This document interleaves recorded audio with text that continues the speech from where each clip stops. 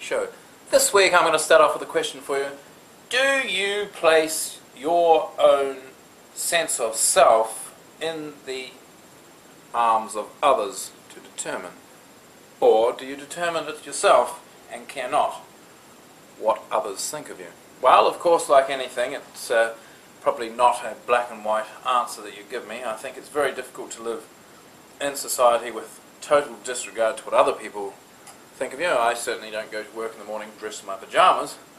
However, in a general sense, I don't get too worried about what other people think of me.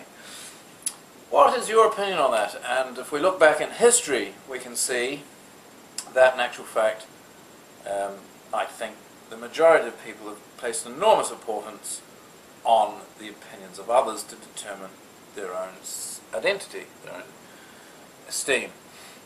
Nothing could be clearer to give an example of this than the history of duelling. During this week I've looked back into the history of duelling, and we can see so clearly, because in the history of duelling, that these men who died, and there were thousands of men who died from duelling between roughly the Renaissance and up to the end of the First World War, mainly in Europe, from duelling. And it was all, of course, about basically dishonour, wasn't it? Quite often about some ridiculously minuscule matter, and one gentleman found that his honour had been disregarded, and so they met together, quite often at dawn, I believe, and had a duel. Sometimes one survived, sometimes they both died, depending on what happened. Now, there was duelling with swords, and then there was also duelling with muskets, wasn't there? But yes, it's very interesting. So, for example, in near Hamburg in 1834, Baron von Trautmannsdorf fought in a duel Baron von Ropp.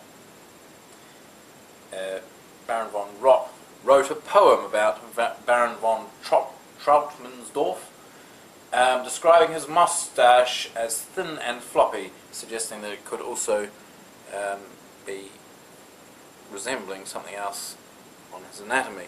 Of course, the whole fiasco over these two barons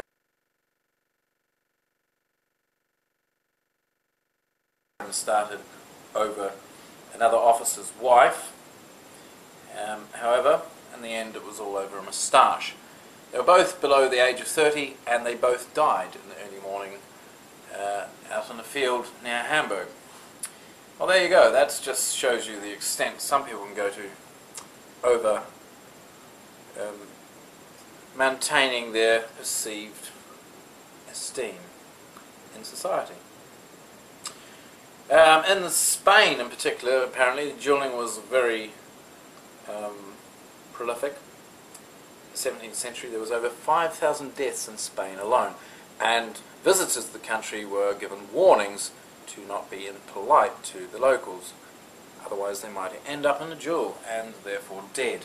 In Paris in 1678, one gentleman was killed as he duelled with another for suggesting that his apartment was tasteless.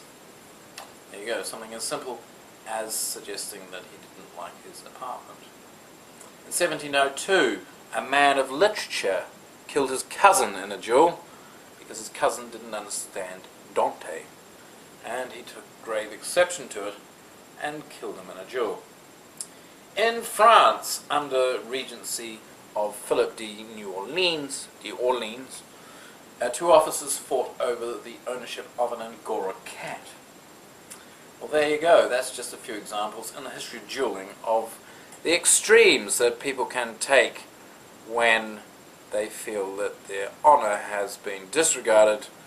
And I guess the moral of the story is don't care so much about who owns the cat, and just chill out a bit. I think that personally, just be conscientious when you go through life and do the right thing. And sure, we all make mistakes and everything, but at the end of the day, I think it's an absolute nightmare if you place the greater part of your importance on the whim of other people.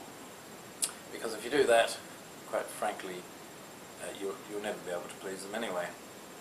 You'll be like some sort of puppet suspended and having to move your arms around and everything as everyone else wants you to, maybe.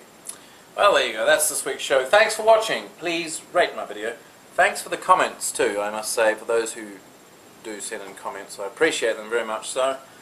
Thanks for subscribing if you have, and please get other people to subscribe. Thanks a lot, and I'll see you next week. Bye.